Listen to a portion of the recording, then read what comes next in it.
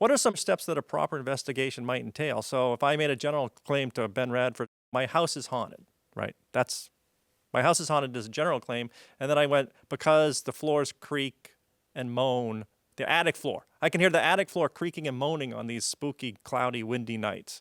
Right? So I've made Right. a general and a specific claim. What's a proper investigation? What do I do? Yeah, I mean, there's a lot of steps. Again, in my books, Scientific Paranormal Investigation, Investigating Ghosts, I spend a couple hundred pages on this, but basically the first project is to the first step is to clearly elucidate and enumerate what the claims are, because oftentimes the claims will be ambiguous. They'll like, well, you know, weird things happen in my house. Okay, well, what's that? I can't work with that. Give me something specific. What exactly happens? Does the refrigerator door open? Are you hearing banging? I mean, just I need to, I mean, be specific. And oftentimes the people that are experiencing this, again, they're not crazy, they're not stupid, they're not hoaxing. They genuinely experience something they can't explain. And this goes back to my background in psychology, right? So I tend to be very diplomatic. I'm like, look, I don't know. I never met you before. I've never been to your house. I don't think you're crazy or stupid. I don't know. I genuinely don't know whether there's a ghost in your house or not. Based on my experience and research, there probably isn't, but there might be. And you don't know unless you investigate. So help me understand the situation. And so that's the approach that I take, is sort of collaborative effort. So say, yeah, I've written books, I've done these investigations for a long, long time.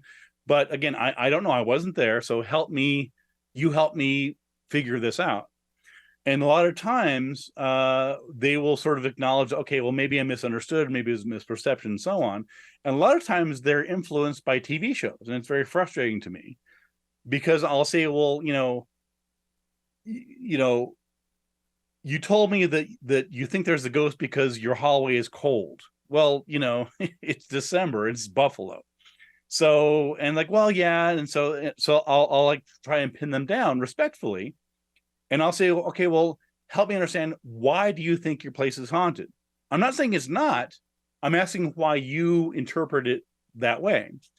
And oftentimes they will point to TV shows. They'll say, well, I'm a big fan of Ghost Hunters, and on season 7, they investigated this place in Philadelphia, and I'm like, oh my God, that's what's happening at my house. And they don't realize that these so-called reality shows, half of them are scripted. I mean, I've been on those shows. I know what they're like, right? This is not reality. And so the point here is that these TV shows, unethically, in my mind, are misleading people into interpreting and misinterpreting otherwise mundane phenomena in a ghostly setting. So that's one answer, is trying to get them pinned down in terms of like what exactly is happening. And then the question is, which among these claims are falsifiable? That is, which ones can I prove right or wrong? Right. So if someone says to me, I think there's a ghost in my house because when I go in this one room, I feel like I'm being watched. I'm like, okay, um, okay, I, there's no test for being watched.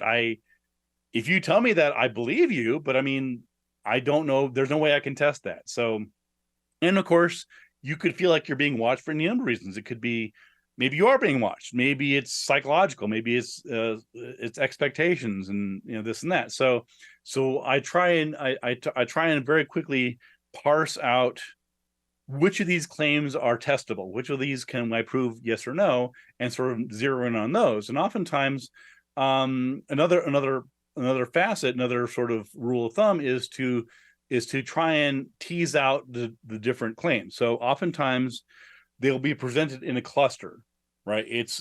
Someone will say, oh, all sorts of crazy things are happening in the house. There's this, and they'll list like 5 or 6 things, and they'll assume that they'll attribute it to ghosts, right? So they'll assume that, well, yeah, there's a weird buzzing downstairs and this and that, and they'll think, well, it's the ghost. Well, it might be, but it might not be. So whatever's making the buzzing downstairs isn't necessarily what's making a cold spot in your hallway upstairs, which isn't necessarily, take your pick. And so in people's experiential phenomena and what people are experiencing, to them, it's obvious, right? There's a bunch of weird things. The answer is ghost.